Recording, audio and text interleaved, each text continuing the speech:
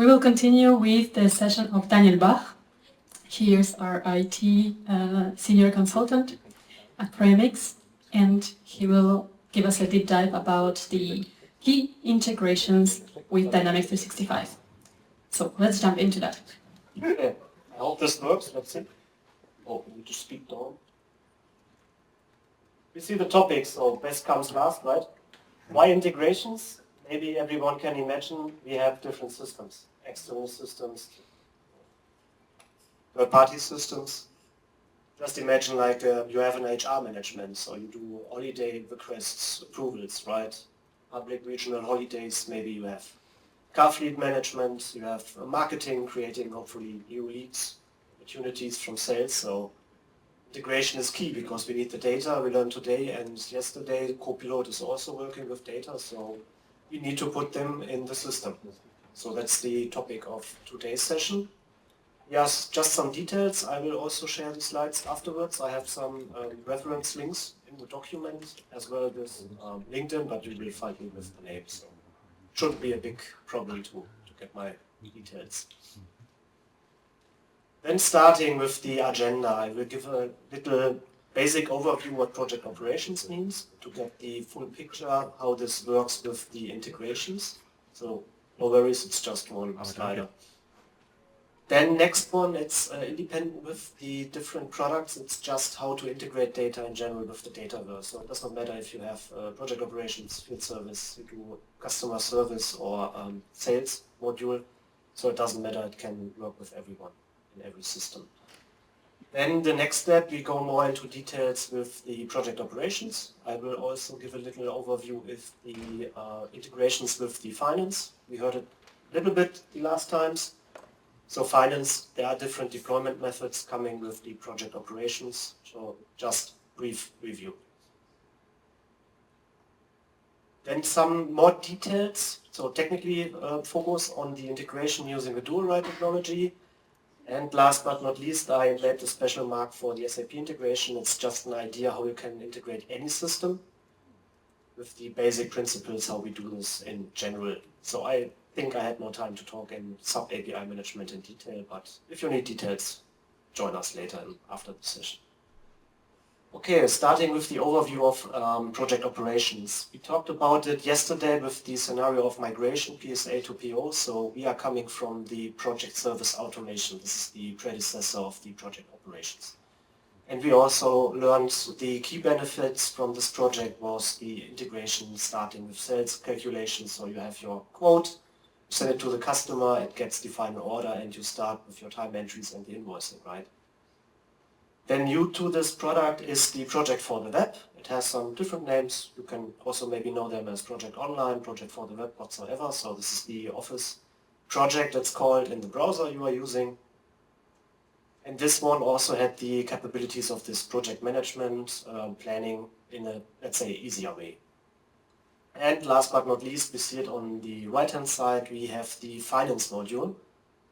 What is the original predecessor from the PSA? So originally it was invented from the AX PMA module. So maybe you are familiar with this one. And finally, we know all these three products are merged into project operations. This is the product what we know so far. So we had different new capabilities, the integrations, scheduling we were discussing yesterday in the details.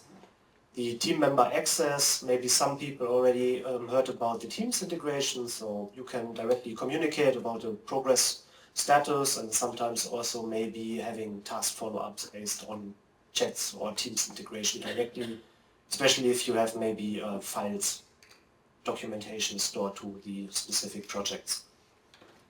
And as I mentioned as a beginning, we just start very basic with simple Dataverse only integrations, and as first step we start with the data flows. So it's a very simple way to start bringing maybe easy data.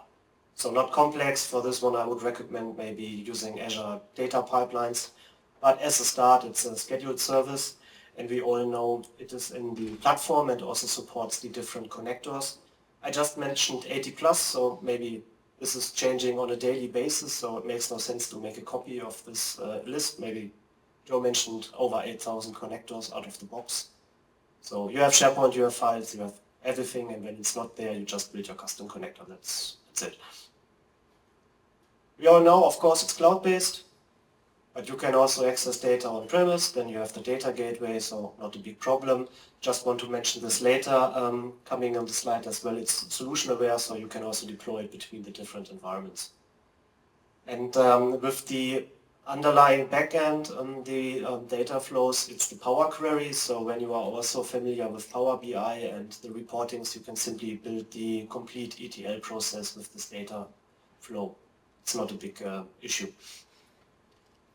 Then, as said, with the Dataverse, it's available for the Power Apps, of course.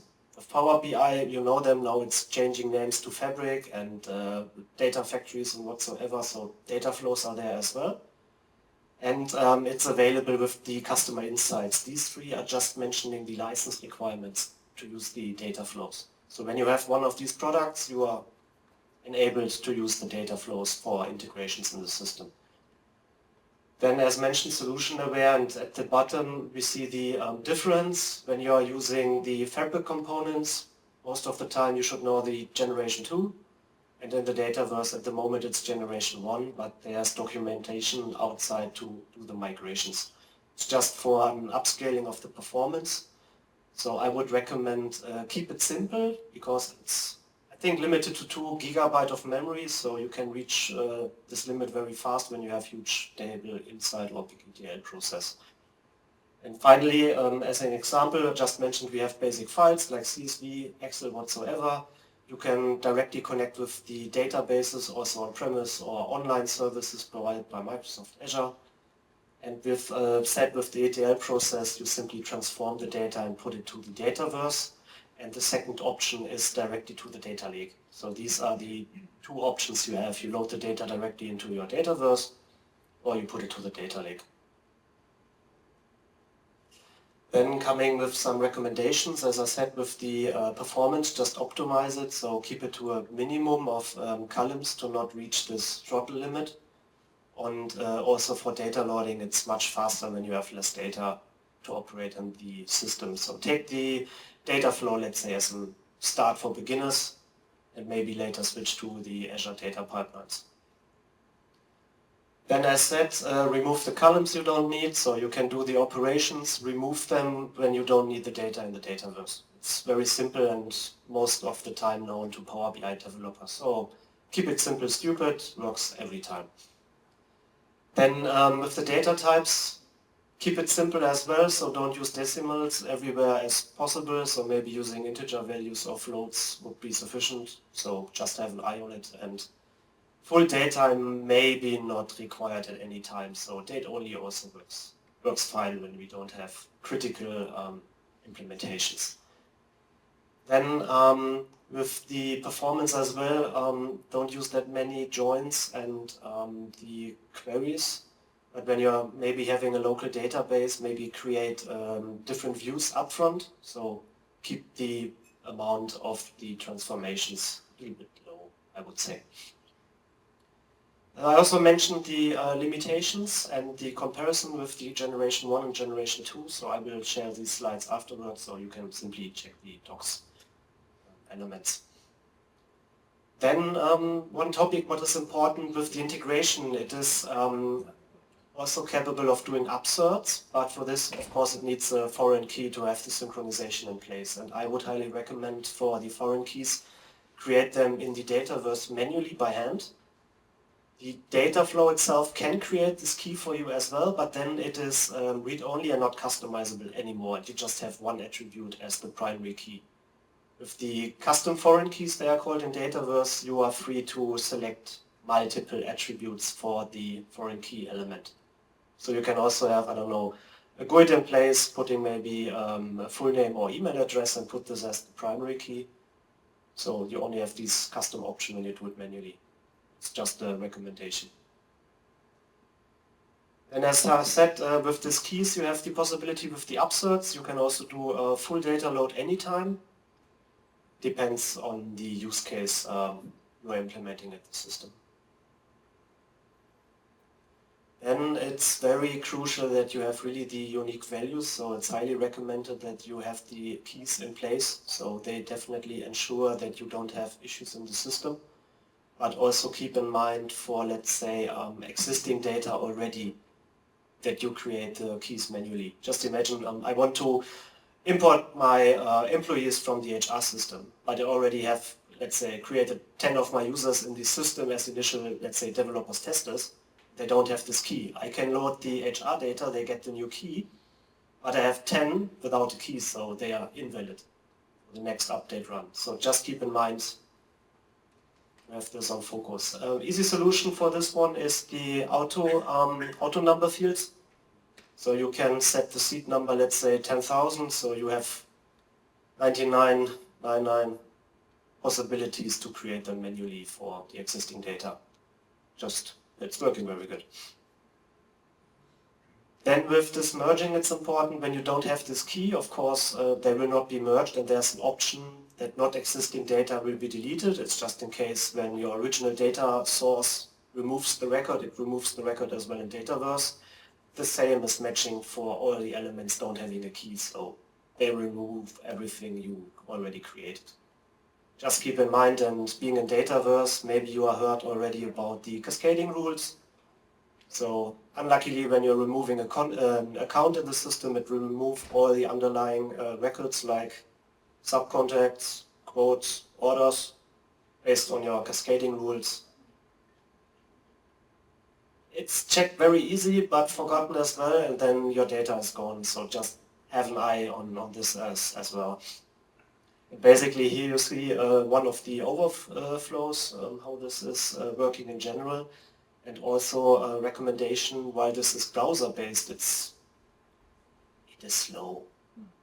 So when you do a real ETL process, so I can only recommend it is supporting copy-paste of Power Queries, so do the Power Queries in Power BI, test them, make them work, and paste them here. So don't do the development in the web browser.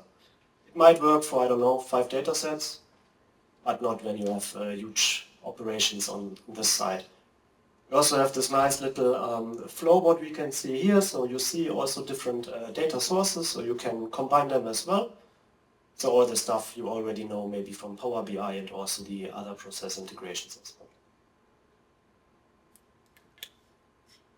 Maybe just a highlight, I'm not sure if you can see this. Here you can see the completed operation in 1.8 seconds. Basically during runtime it will display the consumed memory. And when you read the throttle limit, it will take additional time. So sometimes it can take up to hours. And then keep in mind, 2 hours is the timeout limit. When it takes a longer time, it simply will stop work. But this is all mentioned in the limitations link. Okay, coming to the next topic. The data flow was now the first option, how we can get data into the system. Now we also have another possibility. We have external systems like an ERP. They already have relational data. It is consistent, it is valid, it's good. So we don't need to fully import these again. They are managed already. Maybe finance and accounting already has the systems. SAP has the systems. With the introduction of the virtual tables, we can simply consume the data already in the system coming from another place. So just imagine it supports the multiple sources as well via the connectors from Microsoft. I just have the example here in this case for the OData and the SQL integration. It also supports the create, read, update, delete operations. So there's some rumor existing that virtual tables meaning read only, but it's not true. So as we just see, we have the full integration and support of updates as well using data from another place. As I said, it's OData, it's for the SQL servers directly, and you can also have this support for all your custom data providers. So when you need to do it at your own.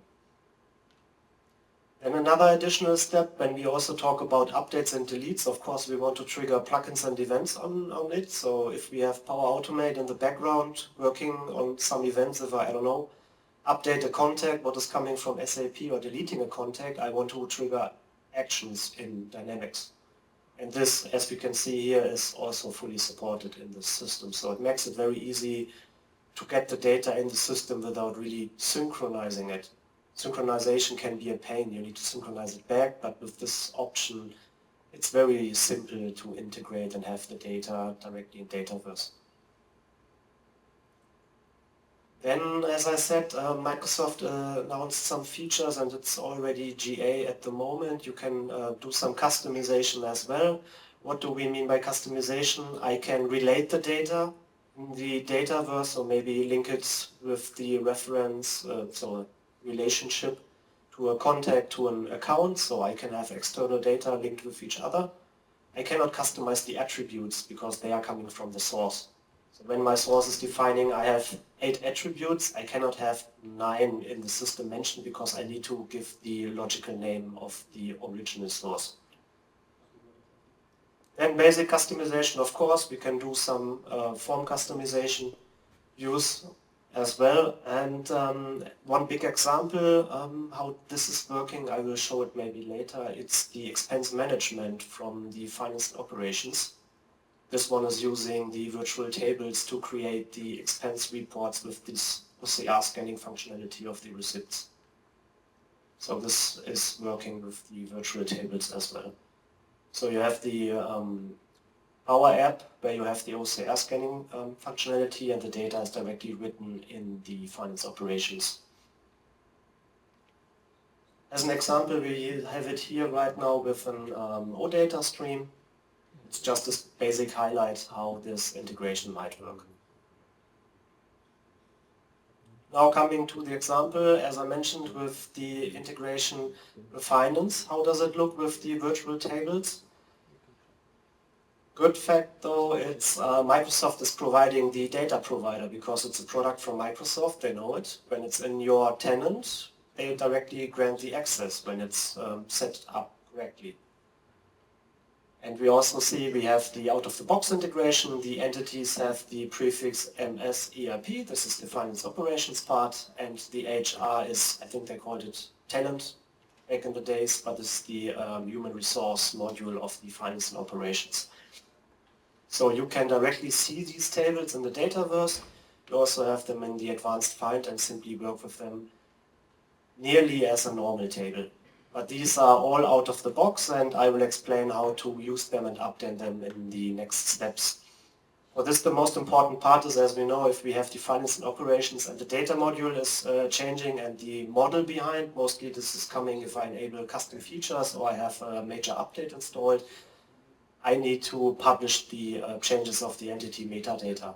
And of course, I need to trigger this as well on the Dataverse side because otherwise it will not work how this looks like. And for this, most important is this refresh is required. So first I would update the finance operations metadata and then do the same for the Dataverse. It is called finance operations entities.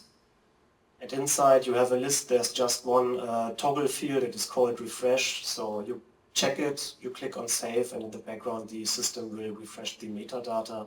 So you get access to the new fields. When you forget this, the fields will stay old. So you have all the data on the finance, but you cannot consume them on the Dataverse. So just keep in mind updating the metadata as well. Then of course it also supports the update, create, delete operations. And from Microsoft it is also split into different Dataverse solutions. So as I just mentioned at the beginning, you saw there's the MS ERP and MS HR. So there are already 2 different modules, but Microsoft provides additional modules as well. So if I want to have maybe a notes integration, so I want to see the notes from finance and operations, sometimes maybe global address book, supply chain management, whatsoever. So there's the reference link so you can check what packages are available. Then, as I said, Microsoft, while it's their own product, they bring the data providers for all the custom data sources. If there's no provider available, you need to create your own.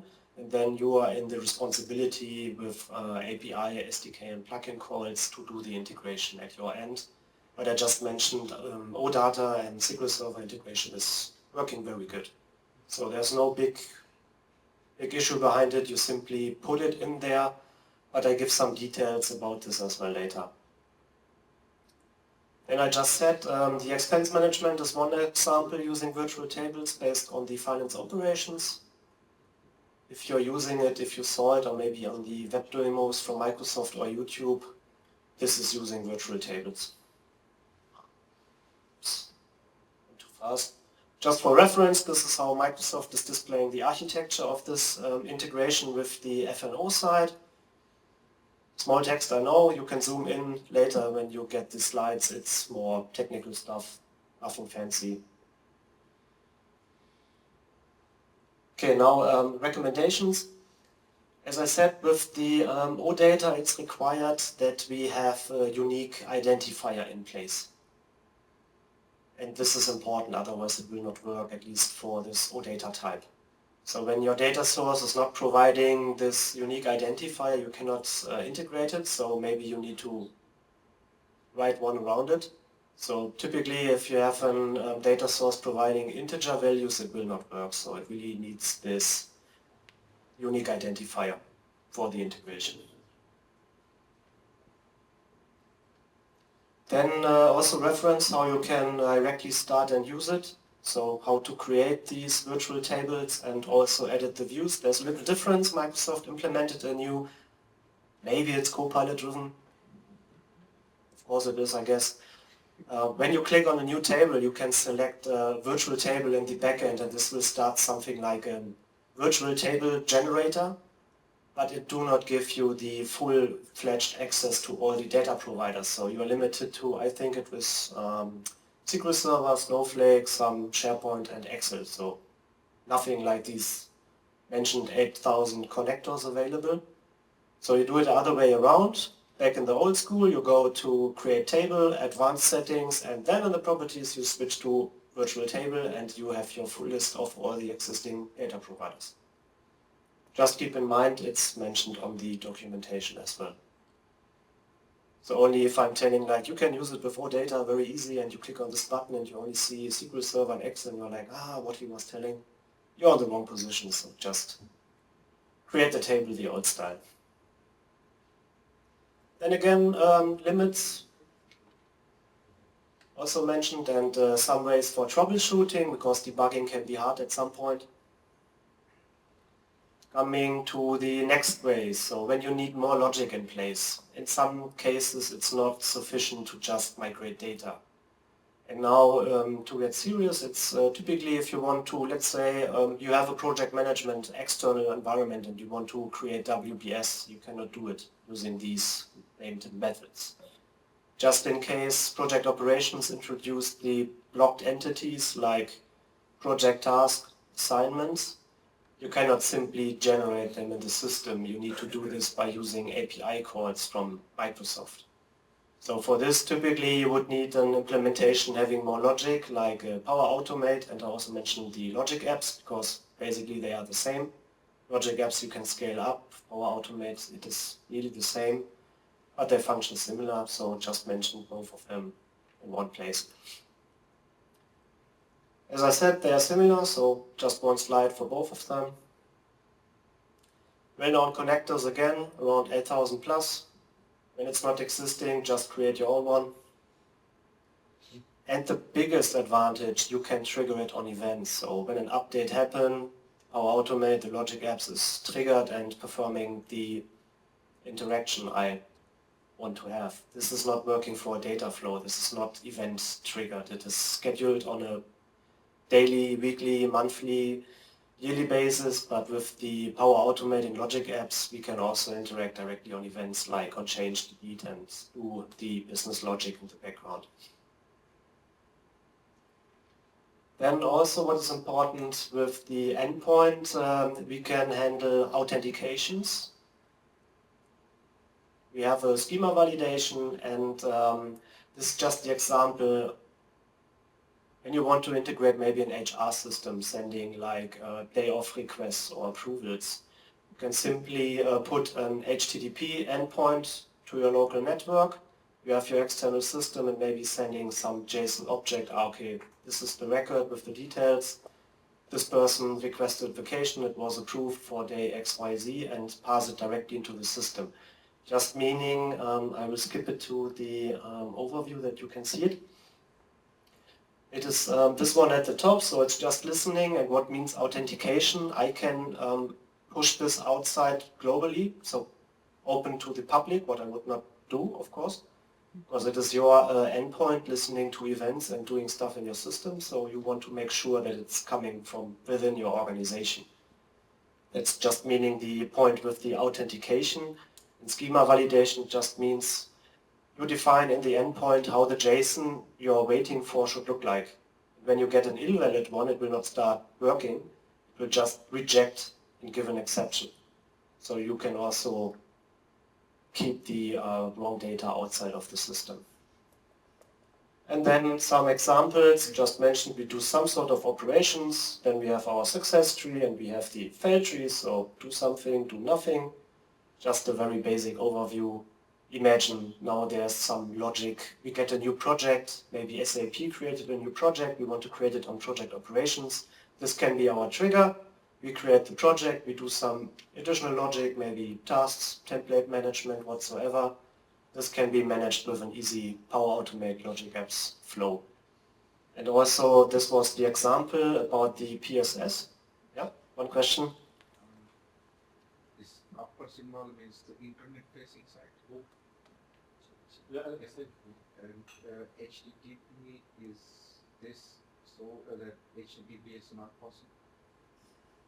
This can be set up HTTP and HTTPS. So it's the endpoint. You get an, I think it's Logic Apps URL address, just listening for this event with this object JSON definition from the first element. And you simply have your service, you send it to this endpoint. And when you enable the authentication, it ensures like you leave single sign-on, so you must be a user within this tenant.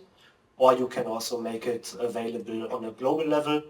If you have, I don't know, some event registration on your homepage, it should do something. I mean, these are customers, potential customers, not part of your tenant, right? So you can also put this as an endpoint listen on your homepage for, let's say, event registrations.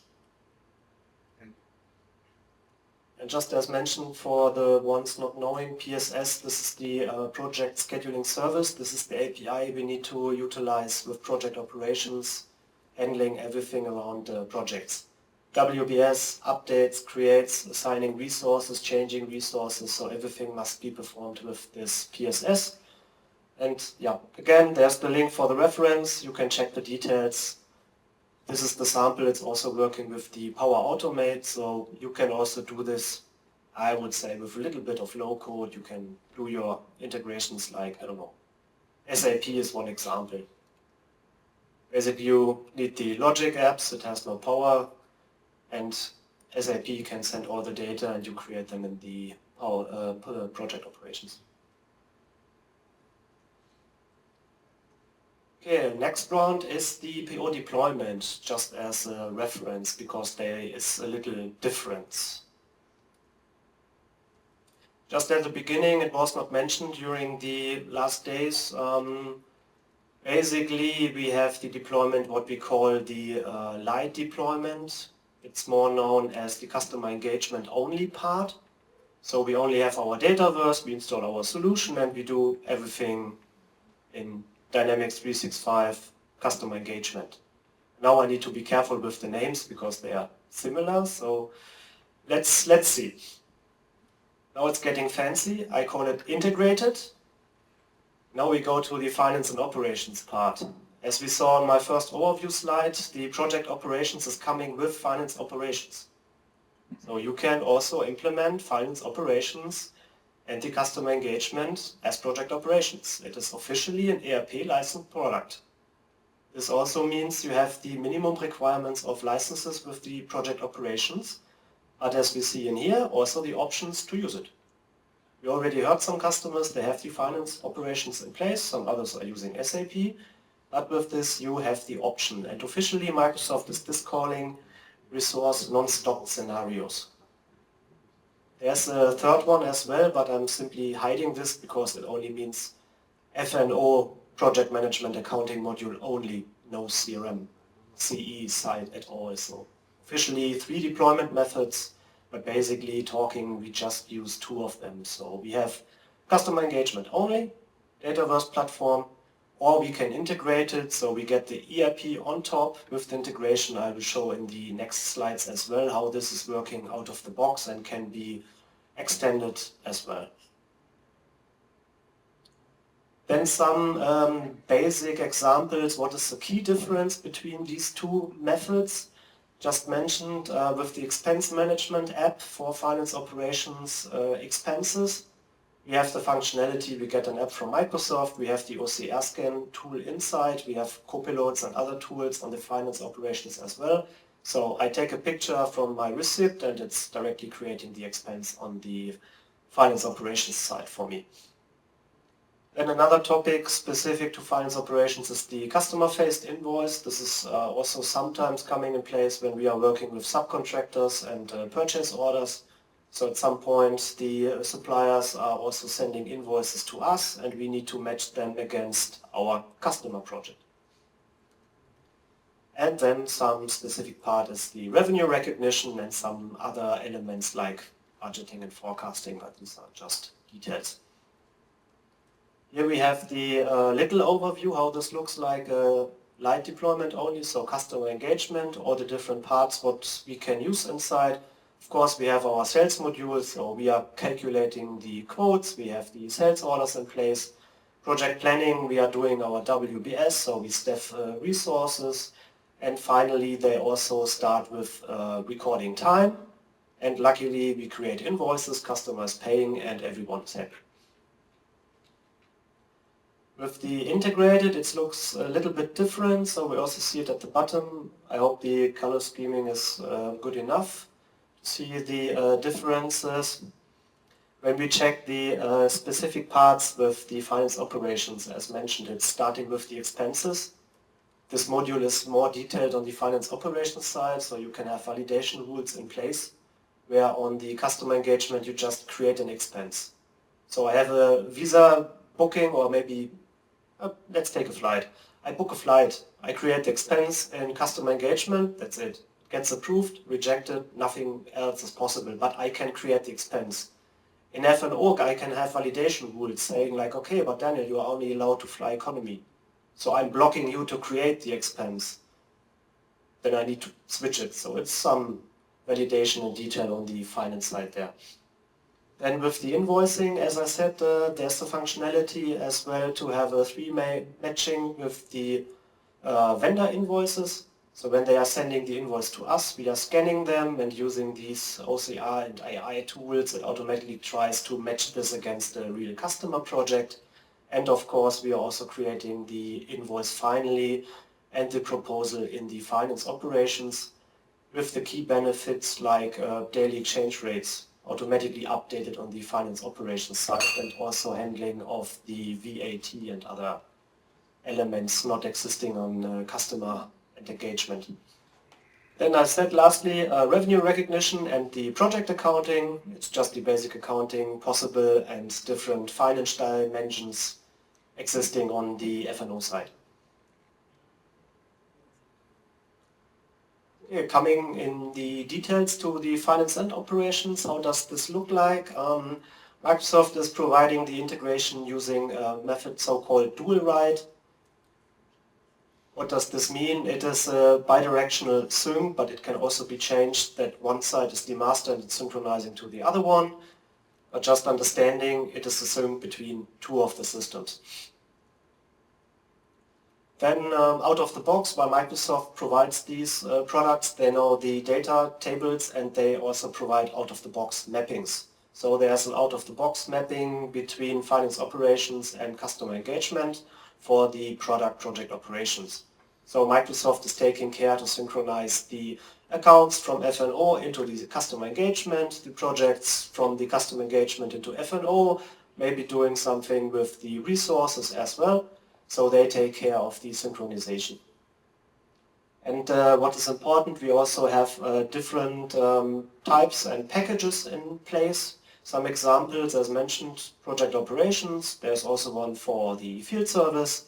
We have the HR integration, supply chain, and that's it. But you can also check the reference on the system. It also extends if you need notes integration, global address book, and some others as well. Coming to the detail, it is also solution aware. What does this mean? Microsoft provides the out-of-the-box. We know we love Dataverse, it's easy to customize, so we do new fields at our project. Of course, Microsoft mappings can't know them, so it's easy for us to customize the out-of-the-box mappings from Microsoft. Let's say there's a dual-write mapping from the project integration into finance operations version 2. You just take it, customize it, create version 2.1, and that's it. So we can fully customize the provided templates. And also important part is from the perspective of the finance operations, it is possible to do the setup individually per legal entity. So with this we can define, I don't know, I have 18 legal entities in the finance operations, but I only want to integrate one, the one doing project business, and the others I do not integrate with the customer engagement. And the same, we have the legal entity configuration and also global configuration. As mentioned, the setup is going on the legal entities as well, so especially when working with intercompany scenarios, where I do the complete setup at the F&O side, so setting the related account tables for the intercompany invoicing. Just as I said, use of global address book is not required, but it can be enabled. But this is a separated solution you need to enable on the customer engagement and also do the configuration if you really need this support on the customer engagement side. This is just the basic data model, how this looks like. Microsoft is always talking like the integration is real-time. I was asking a tech guy from Microsoft what does mean in real time, and they say like, okay, it's within 7 minutes. But luckily the integration at the moment, it is synchronous integration, but Microsoft also announced it is in the public preview at the moment. It is an asynchronous integration in the system. So you don't need to wait anymore if you do a change to an account that the data is synchronized between the two systems. Then coming to some samples with the project operations using dual write. As I said, we have the integration based on the deployment model. So for us it is possible to really deploy it in an integrated way. The setup and configuration is also performed on both sides. And what is nice is also the estimates and actuals are integrated as well. You see this in detail and a little later.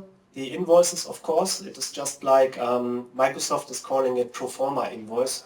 So we are creating the invoice at the customer engagement level, and this is just the trigger for the finance operations to start with an invoice proposal. So the accounting is completely doing the invoice handling on the F&O part. And expense management, I already mentioned, of course. We have the app in place. Then the additions with the subcontractor vendor invoice handling. And one of my most loved features is the so-called vendor to resource integration. Just imagine we have the HR module of the finance operations. You train your employees, you educate them, you have the time off requests, everything managed in the HR module already, so you know the resource, the role, the department, the skills, everything.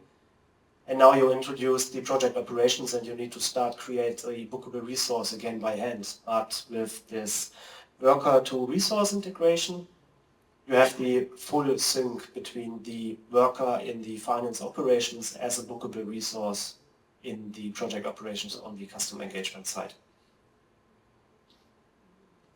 Then Sebastian was mentioning it as one of its features with the budgeting. We have the budgets created on the project operations customer engagement side. So with this we have the integration back to the forecasting module of the finance and operations. So finance controllers love this feature, so the data we have from our original project estimation also flies back with our financial reporting data. And just as a reference, you can try to read it, it's a very small slide. This is the technical integration provided by Microsoft out of the box. So when we are just starting, we have the different pillars like sales, project, resources, invoicing, and then they just combine like, okay, we have of course master data, so we are sending sales information, then we also have our contracts billing. Here's the gap what I just mentioned with the project budgeting and the estimates and forecasting module. But we see we have the complete chain in place.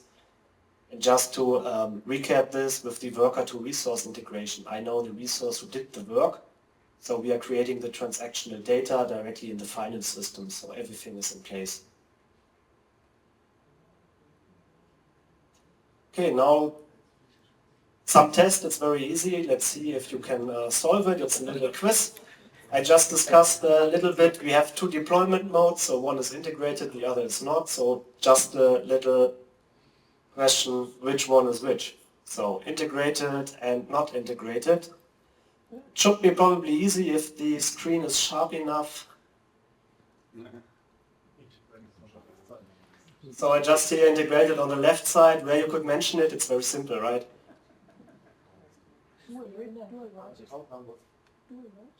I just see, okay, it was the account number mentioned.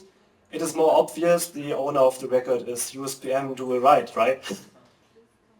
So this is my owner manual of the account record, and on the left we have of course our dual right integration user. But you were right, we have the account number, what is a legal entity code based. We also see it at the company, so this is our legal entity. Where on the other side, this is just our business unit, so for the security structure.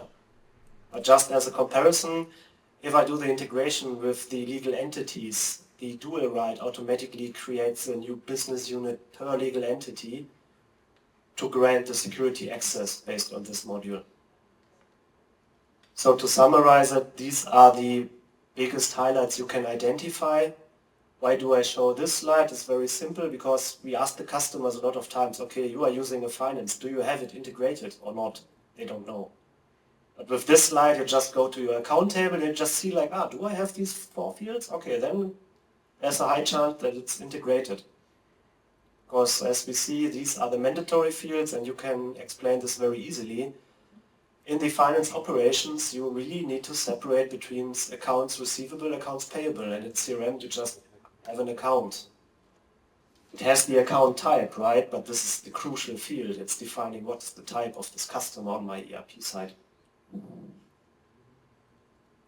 Coming back and to the last slides of my session, just an overview about a very easy way to integrate with any system. Here the example about SAP integration. And I would say it's very easy and a good start to just try it. It is file-based. What does this mean? We have power users, we have developers on SAP side as well, so it's very easy for us to just create some, let's say, business report with the sub BW. So they can provide anything to us in an Excel report or a CSV file. So why don't we use this one? I don't need to integrate single tables, maybe fields, field by field doing mappings. Let them create a business report and I just consume it. So just as I said, with this case, we just switch the integration logic to the Dataverse, so we can use Power Automate, maybe code development using plugins. And as a tip, I call this principle a raw table. Just get the Excel CSV data, we create a stupid table in the Dataverse doing nothing, just import the data, that's it. We extend them with additional attributes to have something like a status trigger, so row was processed, failed, completed. That's it. So the user would simply go, do an Excel import of the data, and that's it. Then we start implementing the business logic on the Dataverse, maybe using logic apps, Power Automate, whatsoever. Put in a trigger condition, a ribbon button, so the user did the import, nothing crazy. They click the button, and then we start to proceed with the data. Also, as an example, this also works perfectly with the API calls we need from Microsoft. So it's not that easy having a direct interface in place, and also for testing and the first implementation, it's a very rapid approach. This is just a high overview how this looks like. Just as I mentioned, we just let the BW create a report for us, and we simply have a raw table, import the data, CSV Excel based, and have all the logic based on the Dataverse. Finally, I have no clock, so I don't know if I'm in time. But I would say that's it, and we can switch to questions if there are any open ones.